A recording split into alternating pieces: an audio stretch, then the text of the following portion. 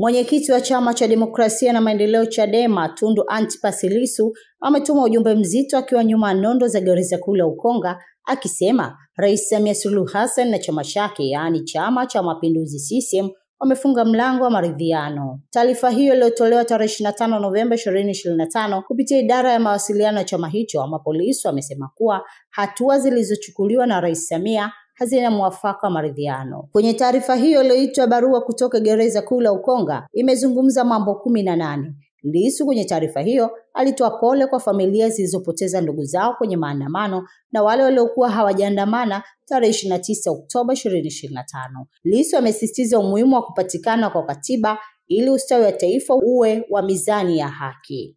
Tushikamane na kushirikiana ili kuwezesha mchakato wa katiba mpya yenye kujali haki, utu, usawa na ukweli kwa wote kuanza tena na kwa kushirikisha wadau wote, imeeleza taarifa ya Lissu. Ili kwa wa kwanza kupata habari zetu, tafadhali usisahau kusubscribe, like na kucomment.